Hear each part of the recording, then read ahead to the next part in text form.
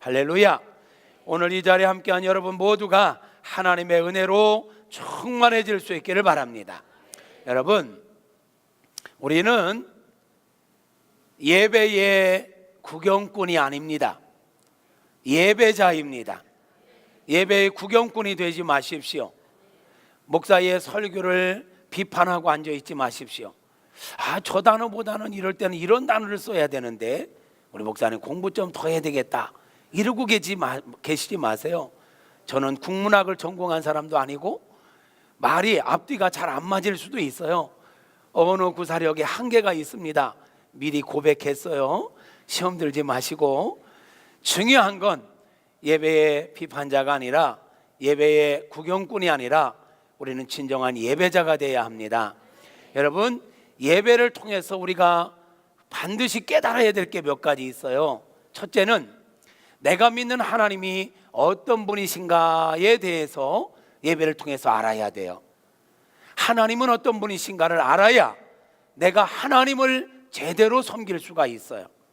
두 번째, 하나님이 하신 일은 무엇인가, 우리 하나님께서 행하신 일은 무엇인가를 알아야 우리가 하나님을 제대로 찬양할 수가 있어요. 여러분, 찬양이 뭐예요? 찬양이에요.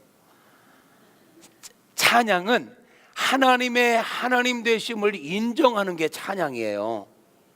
하나님이 어떤 분이신지를 알아야 하나님을 찬양할 수 있어요. 찬양은 뭐냐면 하나님께서 행하신 일들을 인정하고 높여드리고 박수 쳐드리는 게 찬양이에요. 그러려면 하나님께서 무엇을 행하셨는지, 하나님께서 어떤 일을 행하셨는지 알아야 제대로 찬양할 수가 있단 말이에요. 그러므로 우리는 예배를 통해서 어디에 관심을 가져야 되냐면, 첫째는 내 기쁨에 초점을 맞출 게 아니라 나의 온 마음으로 예배해서 우리 하나님을 영화롭게 하는 데 초점을 맞춰야 돼요. 두 번째로는 내가 믿는 하나님이 어떤 분인가 알아가는 데 초점을 맞춰야 돼요. 우리 하나님께서 행하신 일이 무엇인가에 대하여 알아가기 위해서 집중해야 돼요.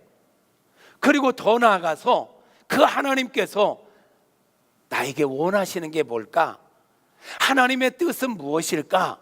그것을 알아야 돼요. 그래야 우리가 하나님의 뜻대로 살아갈 수가 있는 것입니다. 하나님의 뜻이 무엇인지를 모르면 우리가 어떻게 하나님의 뜻대로 살 수 있겠습니까? 여러분, 오늘 드려지는 예배를 통해서 우리가 믿는 하나님이 어떤 분이신가, 하나님께서 행하신 일이 무엇인가, 하나님께서 원하시는 뜻이 무엇인가를 바르게 깨닫는 은혜가 있기를 바랍니다.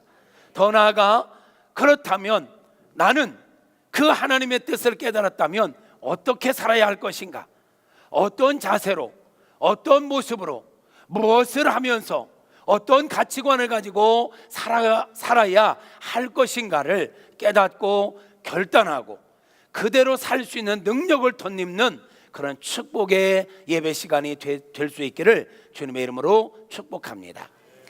저는 2017년도를 시작하면서 창세기 1장 1절부터 설교를 하기 시작했어요. 자세하게 단어 하나하나를 다 살펴보지는 못했어요. 큰 줄기만 살펴봤어요. 큰 구속사라고 할 수 있죠. 하나님의 구속사라 할 수 있는 큰 맥락만 살펴오는데 지금 창세기 9장 1절까지 왔어요. 창세기 9장 1절.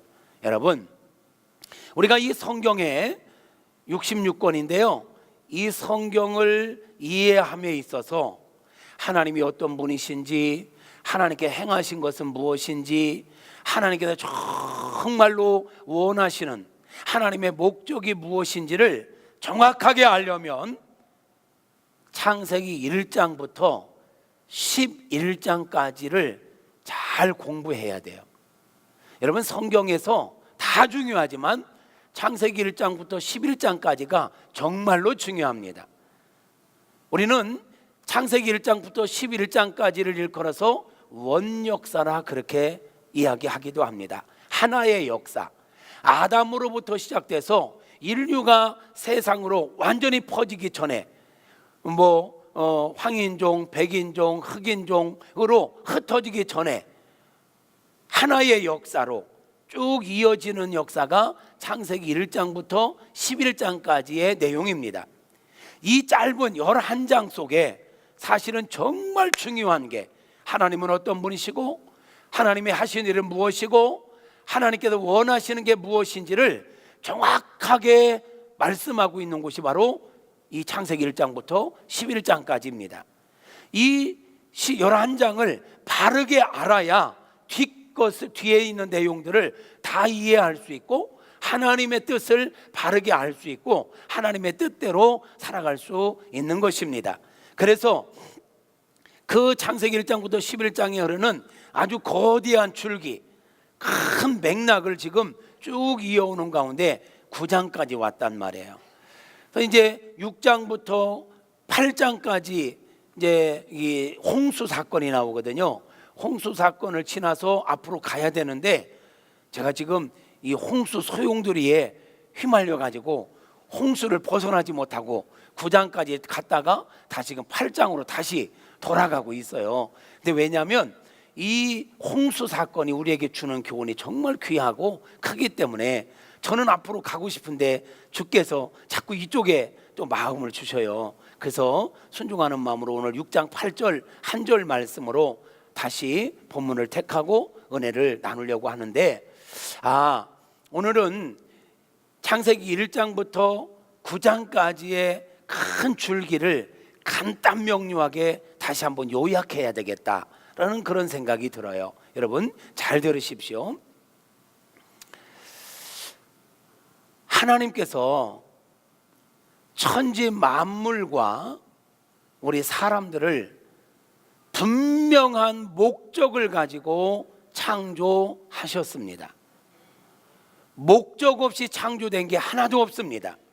여러분, 여러분의 집안에 있는 모든 물건들을 여러분들이 구입할 때는 분명한 목적을 가지고 구입했고 분명한 목적 하에 어느 위치에 자리를 잡고 두었을 것입니다. 우리 교회에 있는 이런 성물들도 마찬가지입니다. 교회가 이런 성물들을 구입할 때는 분명한 목적을 가지고 구입했고 필요에 따라서 정위치에서 자리 잡아 놓았습니다. 어느 것 하나도 필요 없는 게 없습니다. 하물며 전능하신 하나님께서 온 우주 만물과 사람들을 창조하심에 있어서 목적 없이 만드신 게 있겠습니까? 분명한 목적을 가지고 만들었고요. 그 목적대로 이루어져 가도록 모든 것을 시스템화해서 정확한 자리에 놓으셨습니다. 여러분 한번 생각해 볼까요? 우리 사람들과 천지 만물이 하나님께서 지으실 때 원래의 목적대로 그대로 모든 것들이 이루어져 갔더라면, 목적대로 진행되어져 갔더라면 오늘 우리의 삶이 어땠을까요? 대답을 기대하지는 않았지만 이 정도로 침묵할 줄은 몰랐어요. 분명한 목적을 가지고 만드셨고 목적대로 모든 걸 존재케 하셨는데 그 원래의 목적대로 모든 것들이 진행되어졌더라면 얼마나 세상이 아름다웠을까요? 세상이 얼마나 완벽했을까요? 저와 여러분은 얼마나 행복했을까요? 그런 모든 만물과 우리들을 바라보시는 하나님은 얼마나 기쁘셨을까요? 그런데 안타깝게도 창세기 3장에 가서 모든 인류의 대표요, 모든 만물의 대표라고 하는 아담과 하와가 하나님의 창조 목적에서 벗어났습니다. 마귀에게 속아가지고 하나님을 불신하고 하나님과 등지게 되었습니다. 하나님과의 관계가 끊어졌다는 얘기입니다. 인간의 비극은 여기서부터 시작된 것입니다. 창조의 목적대로 그냥 존재했더라면 오늘날 우리가 이렇게 살 이유는 없습니다. 이렇게 고통스럽게 살 이유도 없습니다. 오늘의 날씨처럼 후덥지근하고 정말 힘들게 살지 않아도 되었었을 것입니다. 그런데 아담이 하나님의 창조 목적에서 어긋나서 하나님과 등지고 죄를 지으면서부터 인간의 모든 불행은 시작되게 된 것입니다. 그러나 하나님께서는 그렇다 해서 인생을, 이 모든 만물을 포기하실 수는 없었습니다. 어떻게 하면 내가 이 모든 것들을 다시 회복시킬까 생각하시다가 하나님께서 계획하신 게 있습니다. 창세기 3장 15절에 여자의 후손 이야기가 나오지요. 바로 예수 그리스도를 말하는 것입니다. 내가 예수를 세상에 보내 이 사람들의 모든 죄를 해결하고 원래의 상태로 회복시켜 줘야 되겠다, 이런 계획을 가지십니다. 그런데 그 계획을 이루기 위해서는 사람이 필요했습니다. 인류가 필요했습니다. 그리고 예수님이 오시기 전까지 하나님의 이 거룩한 비전, 하나님의 원래의 창조 목적을 이루어갈 사람들이 필요했습니다. 그래서 하나님께서는 창세기 4장에 가면 아벨 대신에 셋이라고 하는 사람을 이 땅에 보내십니다. 아담과 하와의 세 번째 아들입니다. 첫째 아들은 가인, 둘째 아들은 아벨. 그런데 아벨과 가인이 둘이 하나님 앞에 제사 드렸다가 하나님께서 가인의 제사는 안 받고 아벨의 제사를 받으셨지요. 그거에 시기하고 질투한 나머지 가인이 아벨을 죽여버려요. 아담으로부터 시작되는 이 죄성을 그대로 끌고 나가는 사람이 가인이에요. 근데 이 가인의 속성, 가인의 모습 갖고는 하나님의 창조 목적을 이루어갈 수가 없어요. 아벨이 그 역할을 감당할 수 있었어야 되는데 아벨이 죽임을 당했어요. 그러니까 하나님께서 아벨 대신에 아담에게 셋이라고 하는 아들을 주신 거예요. 그래서 하나님께서는 셋과 그의 후예들에게 하나님 기대하시는 거예요. 내가 원래 이 세상을 만든 창조 목적대로 네가 세상을 이끌어 갔으면 좋겠다 해서 셋과 그의 후예들에게 기대하시고 은혜를 주셨잖아요.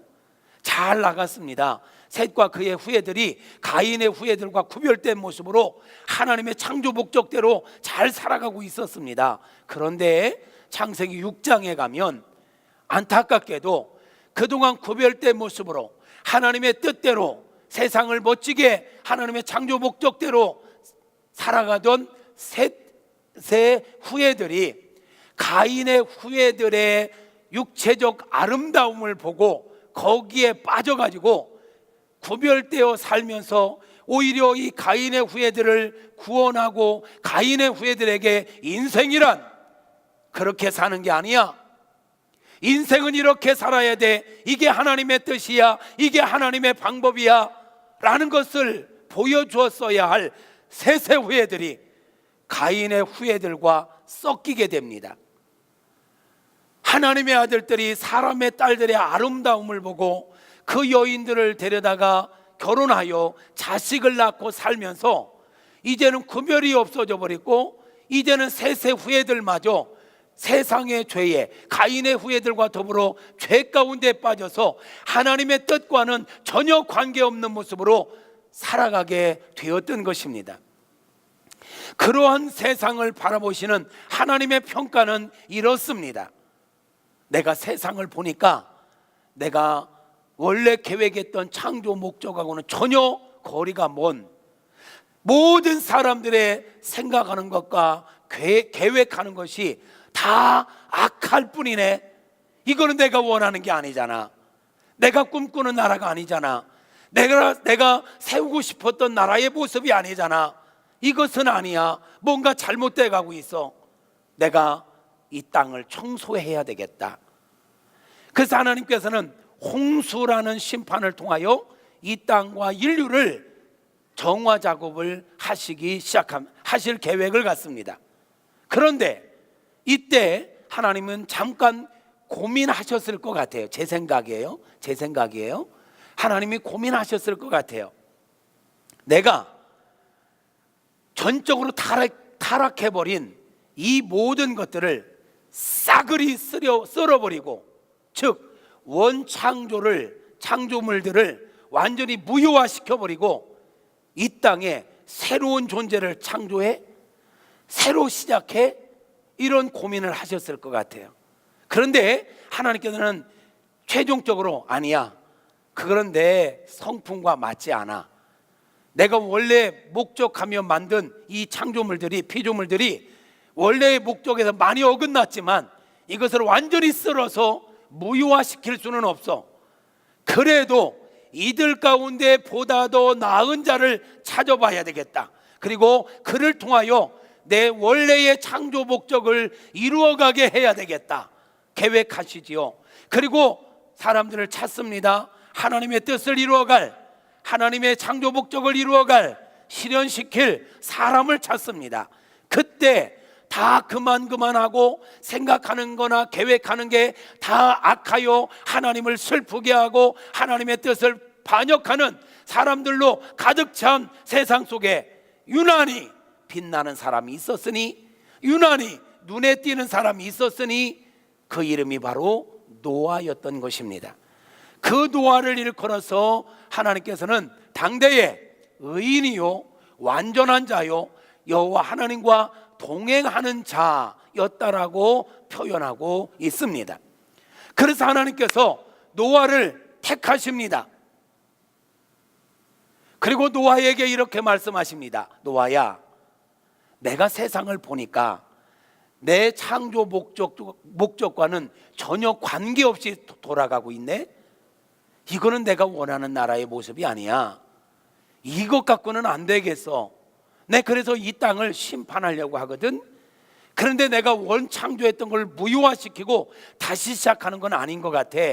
그래서 내 원래의 창조 목적을 이해하고 그 뜻을 계속 이어갈 사람을 찾고 있었는데 바로 내가 너를 만나서, 그럼 내가 너를 통해서 내 원창조의 목적을 이어가게 하고 싶은데 어떻게 나와 함께 동역해 볼래? 물으셨지요. 그랬더니 노아가 감사하지요. 저희야 그렇게 해주시다면 감사하지요. 알겠습니다. 그래? 그렇다면 말이야 내 계획은 앞으로 이 지구촌에 있는 모든 생명들을 다 쓸어버리는 거야. 그리고 나면 내가 다시 시작하고 싶어도 할 수 없잖아. 내가 이 심판을 할 때에 적어도 이 땅에 내 창조 목적을 계속 이루어갈 최소한의 구루터기는 남겨야 될 것 같아.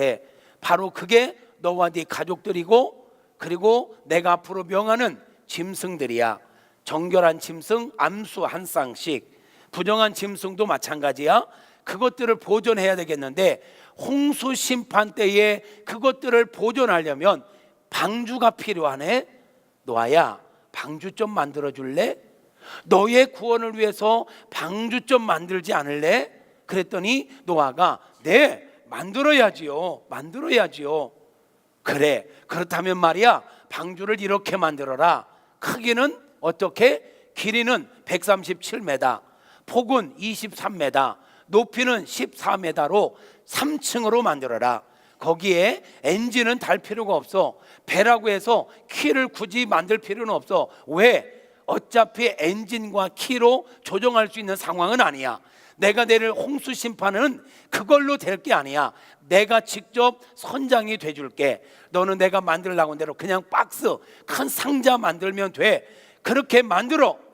노아가 하나님의 그 말씀을 듣고 예, 알겠습니다, 그렇게 만들겠습니다 하고는 방주를 만들기 시작한 지 120년에 걸쳐서 하나님의 말씀대로, 자기의 생각이 들어가지 않았습니다. 자기의 경험이 들어가지 않았습니다. 하나님께서 여호와께서 자기에게 명하신 대로 다 배를 만들었습니다. 그랬더니 하나님께서 노아에게 다시 나타나셔서 말씀하십니다. 노아야, 때가 된 것 같아. 내가 이제 홍수를 심판해야 될 것 같아. 너 네 가족들을 데리고, 그리고 내가 말한 대로 짐승들, 정결한 짐승, 부정한 짐승 이거 다 데리고 방주로 들어가라. 이게 바로 홍수 시작 7일 전이었습니다. 7일 전 들어가라. 그랬더니 노아가 바로 순종해서 가족들을 데리고 또 하나님께서 모든 짐승들을 노아 방주로 들어가야 될 짐승들을 줄 서서 들어가도록 보내십니다.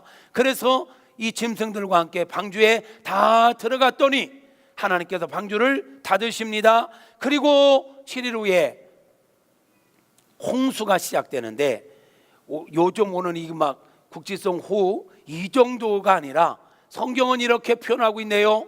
하늘의 창들이 열리고 땅에 깊은 샘들이 터져났더라.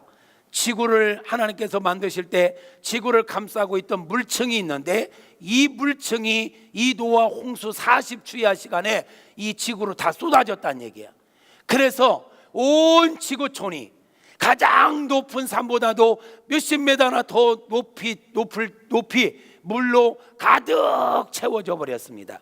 그러니 이 땅에 살아날 것은 아무것도 없었습니다.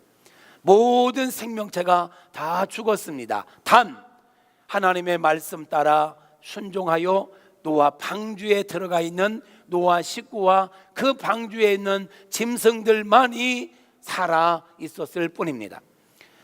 방주에 들어간 지 1년 10일 만에 하나님께서 노아에게 이제 다 됐다, 밖으로 나가거라 해서 1년 10일 만에 노아와 그의 가족들과 짐승들이 땅에 발을 내딛습니다.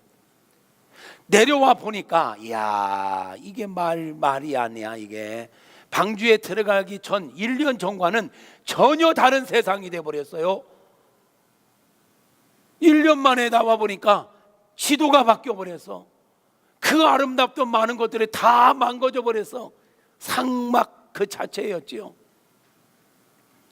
그러나 노아는 낙심하지 아니하고 제일 먼저 하나님 앞에 감사의 예배를 드리며 동시에 나 앞으로 하나님의 뜻대로 살게요 하며 헌신을 다짐하며 번제의 제사를 하나님 앞에 드립니다.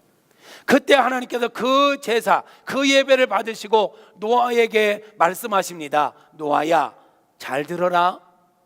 지금은 좋을 때가 아니야.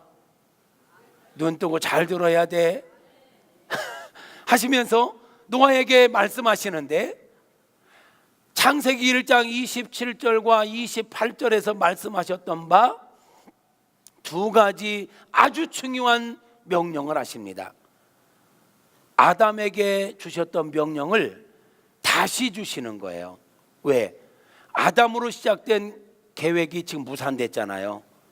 그 모든 걸 심판하면서 새롭게 모든 걸 시작하는 마음으로 하나님이 노아를 제2의 시조로 택하시고 노아에게 아담에게 주셨던 명령을 동일하게 주시는 거예요. 첫째, 생육하고 번성하여 땅에 충만하라. 지금은 이 지구촌에 너와 내 가족들 8명만 있지만 생육하고 번성해야 된다.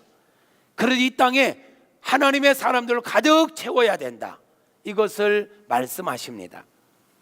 두 번째, 세상의 모든 것들을 하나님이 만드시고 사람들에게 그 모든 것들을 위임하셨습니다. 다스리고 관리하고 정복하라고.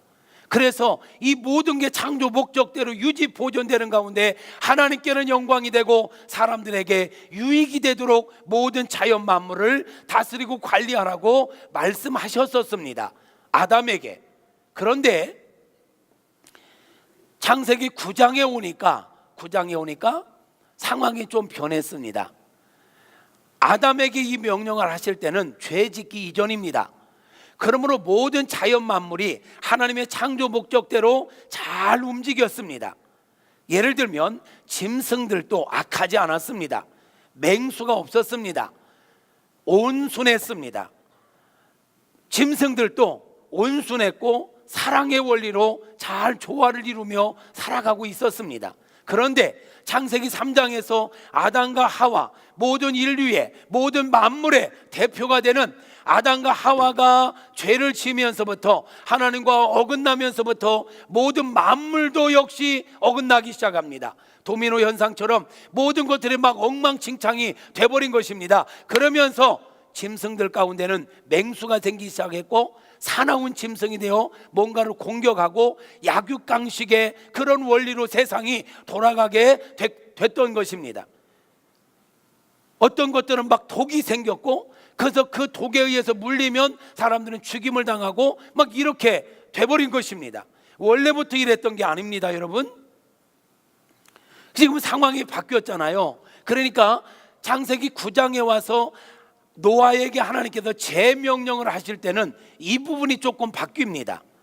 옛날 같으면 모든 자연 만물이 사람에게 그냥 순종하게 되어 있고, 그냥 모든 것들이 하나님의 원리대로 창조 목적대로 잘 돌아갔었는데, 지금은 아니에요.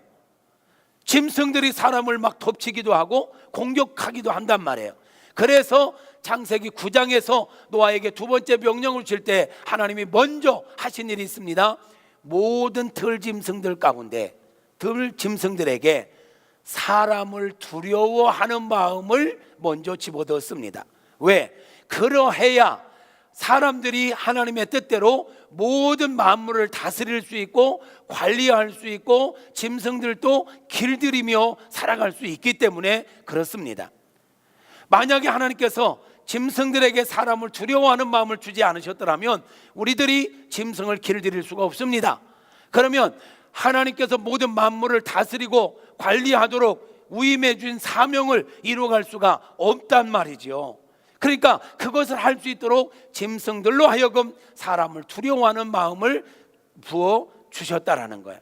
그래서 기본적으로 우리는 담대함을 가지고 세상의 모든 짐승뿐만 아니라 모든 자연 만물들을 다스리고 관리할 수 있는 능력을 갖게 된 것입니다. 할렐루야. 여러분, 제가 지금 이 스토리로 쭉 이야기했는데 여기서 중요한 걸 놓치면 안 돼요. 이 성경 두꺼운 책이 별로 안 두껍네.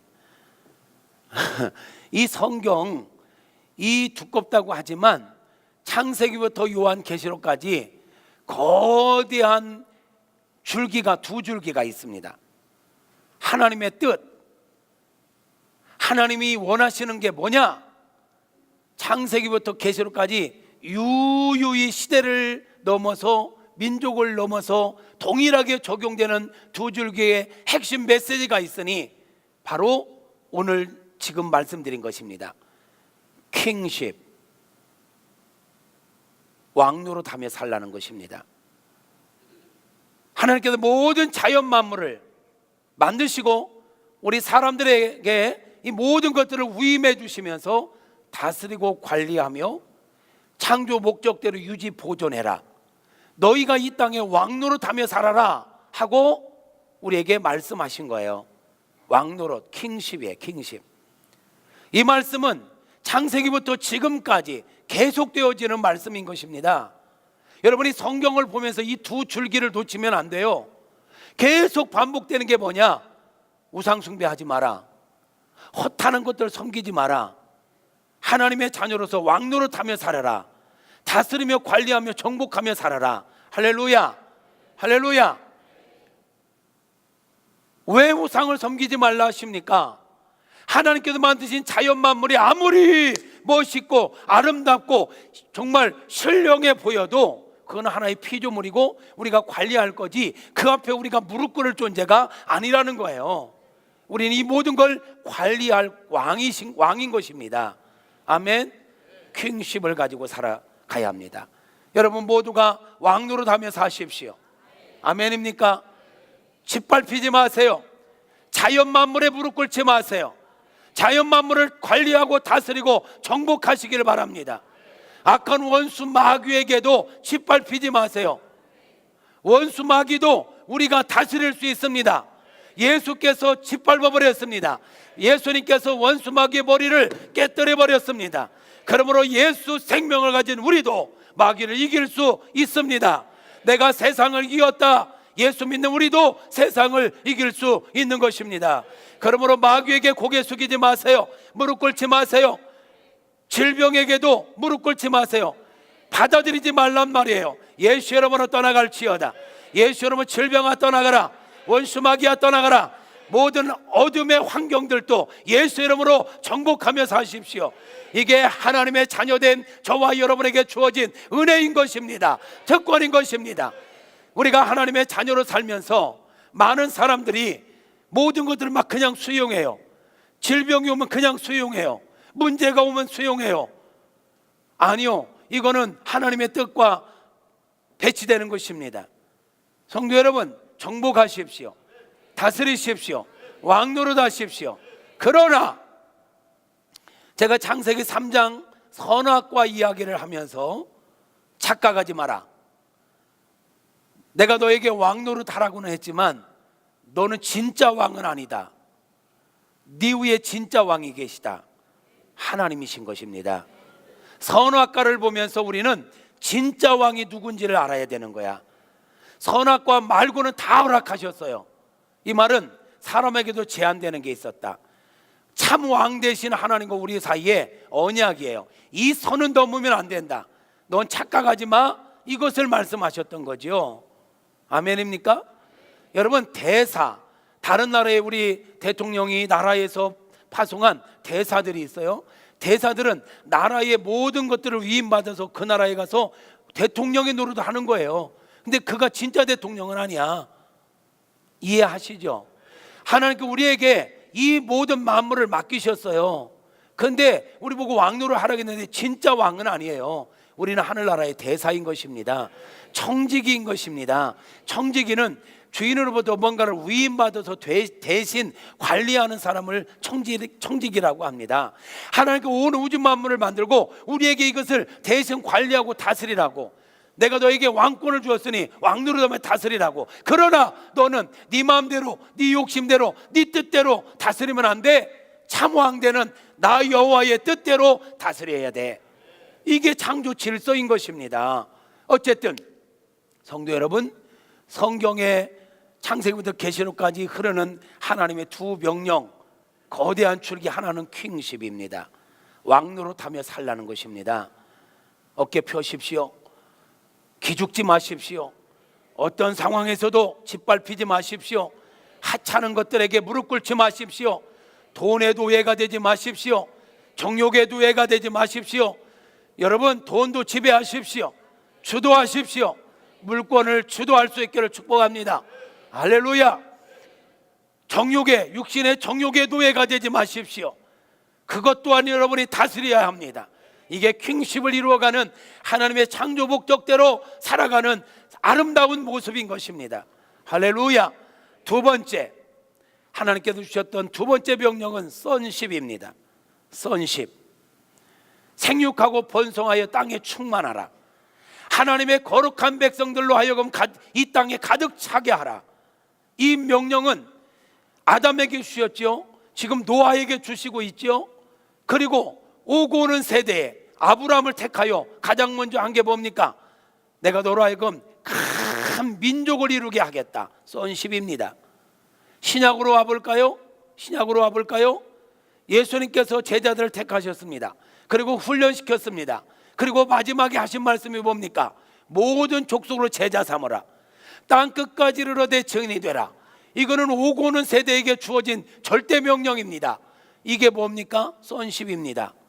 생육하고 번성하여 하나님의 거룩한 백성들이 이 땅 가운데 가득 차게 하라. 이 sonship인 것입니다. 그러니까 성경에 흐르는 두 줄기의 핵심 메시지, 하나님은 저와 여러분을 통하여 이 땅의 모든 것들을 하나님의 원리대로 다스려지기를 원하셨던 것입니다. 킹십입니다. 하나님은 하나님의 거룩한 백성들로 이 땅에 가득 채워지기를 원하셨던 것입니다. sonship입니다. 여러분, 우리가 이 땅에 살아가는데 어떤 인생이 하나님 보시기에 성공한 인생일까요? 아름다운 인생일까요? 멋진 인생을 사는 사람일까요? 수천억을 버는 사람? 놀라운 명예와 권력을 갖는 사람? 아닙니다. 창세기 우리가 5장, 6장을 볼 때 가인의 후예들은 말이에요. 가인의 후예들은 세상적으로는 영웅호걸들이었습니다. 명성을 냈습니다. 그러나 하나님께서는요, 그들을 기억도 하지 않았습니다. 아담의 첫 번째 아들은 가인이라고 했습니다. 그런데 아담의 족보를 얘기할 때 가인의 이름은 빠집니다. 왜? 하나님의 뜻과 관계없는 세상의 부귀영화는 아무런 의미가 없기 때문인 것입니다. 하나님의 뜻대로, 하나님의 창조 목적대로 살아가는 자가 성공하는 인생을 사는 것입니다. 할렐루야. 그러므로 여러분, 우리가 돈 버는 이유가 있어야 합니다. 우리 학생들이 공부하는 이유가 분명합니다. 이 땅에서 잘 먹고 잘 살기 위함이 아닙니다. 이 땅에 우리의 명성을 내기 위함이 아닙니다. 이 땅의 사람들에게 박수 받기 위함이 아닙니다. 킹십과 sonship을 더 정확하게 하기 위해서 이 모든 것들은 필요한 것뿐인 것입니다. 할렐루야. 물질을 가지고 여러분 킹십, sonship을 이루는 도구가 될 수 있기를 축복합니다. 여러분의 지혜, 여러분의 배움, 여러분의 모든 것, 그것들이 sonship을 이루어가고 킹십을 이루어가는 온전한 도구가 되어져야 하는 것입니다. 그래야 인생을 헛사는 게 아닌 거예요. 아멘입니까? 여러분, 하나님께서 사회과학자, 하나님은 창조과학자인 동시에 사회과학자라고 말씀을 드렸었습니다. 두 사람만 모여도 벌써 사회가 되는 겁니다. 두세 사람이 모이면 벌써 여기는 정치가 들어가야 되는 것입니다. 그런데 여러분 아세요? 사회과학자 되신 우리 하나님께서 이 세상을 사회 공동체로 만들면서 이 사회가 하나님의 창조 목적대로 운영되어지기 위해서는 절대적으로 뭐가 필요하냐? 따라서 합시다. 사랑의 원리, 연합의 원리, 이게 절대 필요한 것입니다. 하나님의 창조 목적대로 세상이 돌아가려면 연합의 원리, 사랑의 원리로 돌아가야 하는 것입니다. 무슨 말이냐면 지금 가인의 후예들은 하나님의 창조 목적에서 벗어났다는 게 무슨 말이냐면 연합하지 않습니다. 사랑으로 서로를 대하지 않습니다. 이들은요 힘의 원리로 살아갑니다. 가인의 후예들은 마귀에게 속한 자들은 힘의 원리로 살아갑니다. 그래서 가인의 후예들이 살아가는 걸 보면 어떻게 살아갑니까? 힘으로 약육강식의 세상이 돼버립니다. 창세기 5장 막 6장 여기를 보면요 그들이 어떻게 살아갑니까? 힘 있는 가인의 후예들이요 거인족들이 나왔거든요. 막 라멕 같은 경우는 칼을 쓰는 자였거든요. 그러니까 자기가 갖고 있는 힘과 칼을 가지고 약한 자들을 짓밟습니다. 짓밟고 모든 걸 막 착취합니다. 막 이렇게 착취해서 자기 배만 풀립니다. 자기 가족들만 풀립니다. 그리고 자기 마음에 안 들면 사람 죽이기를 파리 죽이듯이 막 죽여버립니다. 자기가 막 그렇게 악하게 하다 보니까 주변에 적들이 생기지 않았겠어요? 그러니까 적들이 생기니까 자연스럽게 라멕과 그의 가인의 후예들이 한 짓이 뭡니까? 성을 쌓은 겁니다. 애녹성을 쌓고 막 이 성을 쌓은 게 뭐예요? 우리를 보호하겠다라는 거예요. 왜? 자기들이 먼저 악하게 살았기 때문에 적이 생긴 거야. 그러니까 적으로부터 우리를 보호하려면 담을 치고 사는 거예요. 담을, 성을 쌓고. 이러니 세상이 미움과 시기와 다툼과 질투와 공격과 내 유익을 위해서라면 다른 사람 끌어내리고 짓밟고 뭐 이렇게 세상이 돌아간 거예요. 그러니까 하나님이 이게 하나님의 창조 목적이 아니었잖아요. 하나님이 이렇게 살도록 사람을 만든 게 아니잖아요. 아담과 하와를 만들 때 돕는 배필, 서로의 약함을 채워주고 서로의 약함을 도와주는 가운데 온전한 연합을 이루고 사랑을 하면서 살라고 말씀하셨잖아요. 이게 결혼의 모습이기도 하잖아요. 할렐루야. 결혼을 하는데 가정을 이루는데 원칙이 뭡니까? 연합하여 서로 사랑하는 것. 이게 결혼의 절대적인 거예요. 세상 살아가는 가장 기본적인 단위가 가정이잖아요. 가정에서도 부부잖아요. 이 모든 원리가 하나님의 원리, 연합의 원리, 사랑의 원리입니다. 그러면 그 사랑과 연합의 원리의 모델은 누구일까요? 하나님께서 우리에게 정말 멋진 모델을 보여주셨는데 그분이 바로 누구냐면 성삼위 하나님이십니다. 성부, 성자, 성령 세 분이잖아요. 삼위잖아요. 근데 우리는 이분을 이걸 뭐라고 해요? 삼위일체, 한 몸이라는 거야. 셋이지만 결국은 하나라는 거야. 성경은 성부 하나님, 성자 예수님, 성령 하나님 세 분의 역사예요. 그런데 이 성경 어느 곳에서도 삼위 하나님이 서로가 충돌하는 곳이 없습니다. 서로가 부딪히는 곳이 없단 말이에요. 어긋나는 곳이 없습니다. 성삼위 하나님께서 철저하게 연합하십니다. 철저하게 서로를 보완하십니다. 철저하게 연합하여 사랑의 원리로 완벽한 하모니를 이루어 하나님의 구속사역을 이루어 가시고 세상을 지금도 이끌어 가십니다. 이해하시는 거지요? 바로 그겁니다. 부부가 성삼위 하나님이 온전한 연합을 이루었던 것처럼, 온전하게 사랑의 원리로 하나가 되었던 것처럼 부부가 그렇게 연합하여 사랑으로 가정을 이루어 가라는 거예요. 그게 가정 천국인 것입니다. 그게 이제 확대되면 이 사회가 되는 것입니다. 이 사회도 서로가 연합하고 서로가 사랑으로 배려하고 용납하며 살아가라는 거예요. 이게 하나님의 원리로 살아가는 것입니다.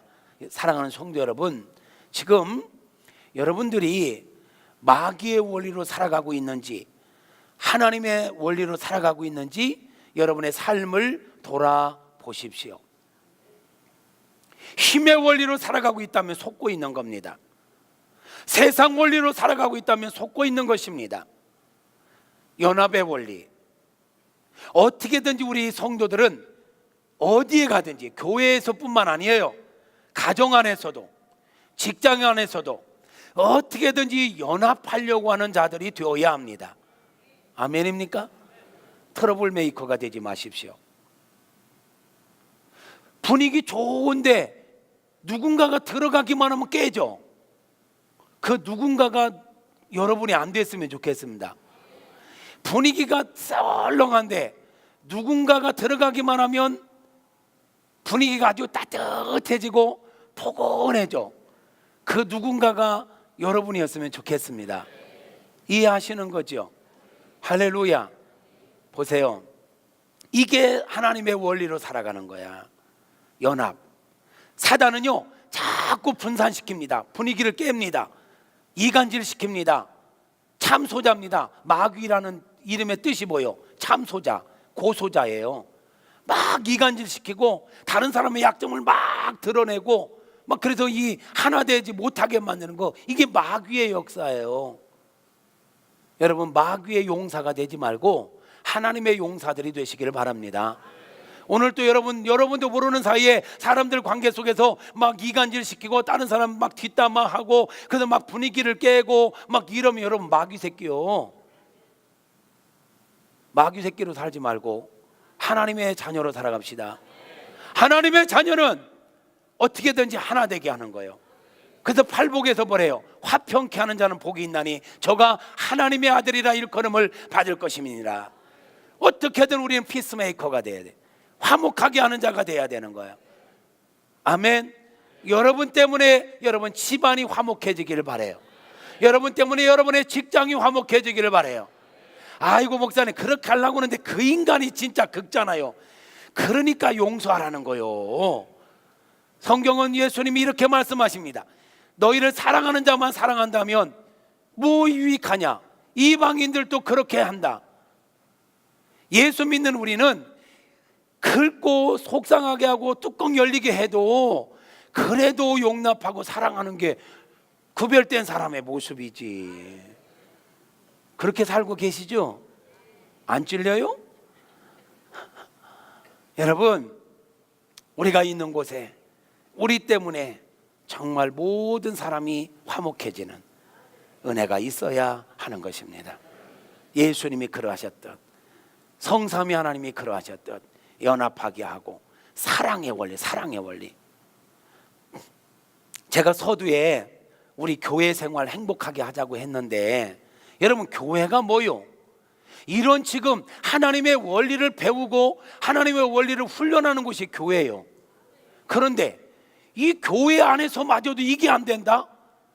그러면 뭐 보나마나지.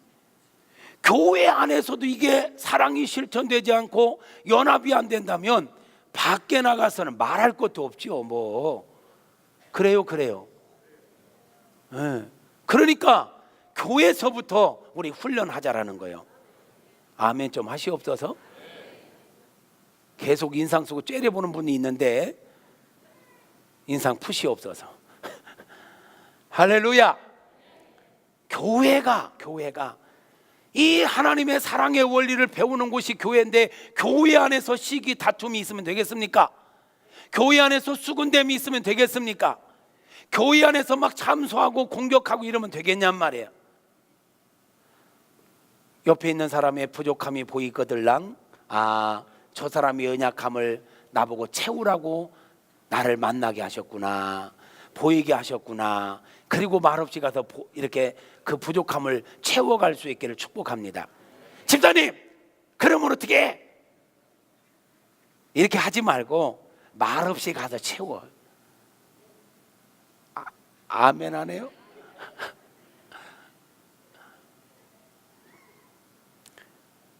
우리 교회가 사랑이 넘치는 교회냐 사랑이 없는 교회냐는 누구에 의해서 결정돼요? 하여튼 말은 끝내지 말로 끝나지 말고 정말로 그렇게 사랑을 실천할 수 있기를 축복합니다.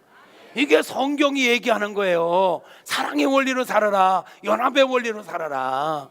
제일 먼저 훈련될 교회에서 이게 확실히 돼야 가정에 가서도 잘하는 거예요. 직장에 가서도 잘하는 거예요. 아멘. 교회에서마저 이게 안 되면 볼 게 없다니까. 하여튼 우리 한번 잘합시다. 옆에 사람 손 꼭 잡고 사랑합니다. 이 봐요. 그냥 우리 스타일이 맥없이 찾아가서 손 폭 잡으면 이상하잖아. 그게 얼마나 어려워. 근데 지금 손 잡으라고 공개적으로 자리를 만들어주는데도 손 안 잡으면 그냥 찾아가서 손 잡겠어요? 다시 할 때까지 할 거예요. 오늘 옆에 사람 손 잡고 사랑하며 살겠습니다. 할렐루야. 네, 우리 교회 좋은 교회, 사랑이 넘치는 교회, 하나님의 뜻이 이루어지는 교회 되어지기를 주님의 이름으로 축복합니다. 지금 성경에 흐르는 거대한 줄기를 보았습니다. 저 시계 좀 죽여버려요. 아니 쟤는 왜 이렇게 빨리 가는 거야? 설교 끝. 날씨도 후덥지근한데 설교 길으면 또 오메 진짜로 끝내야 되겠네. 네. 적용도 안 했는데 그냥 끝나고 이어지는 건데 다음 주에 이어서 가겠습니다. 뭐 좋지 뭐 다음 주 설교 준비 안 해도 되고. 어쨌든 사랑하는 성도 여러분, 우리 하나님의 뜻을 이루며 한번 멋지게 살아가십시다. 한 번뿐인 인생 정말 구차하게 살지 말고 구질구질하게 살지 말고 정말 멋지게 폼나게 킹십, sonship을 이루며 살아갈 수 있기를 주님의 이름으로 축복합니다. 우리 찬양은 해야지요. 그래도 우리 마지막 찬양합시다. 저와 여러분이 지금 이 자리에 있는 것은 은혜입니다. 노아가 마지막 때 부름받고 구원받고 쓰임받을 수 있었던 것은 은혜였습니다. 노아가 은혜 받았던 은혜로 그 자리에 있을 수 있었던 것처럼 저와 여러분이 오늘 이 자리에 있을 수 있으면 분명히 은혜입니다. 은혜 받은 자답게 삽시다. 은혜 받은 자답게 감사하며 살고 은혜를 누리며 삽시다. 할렐루야. 하나님의 은혜를 찬양합시다. 하나님의 은혜.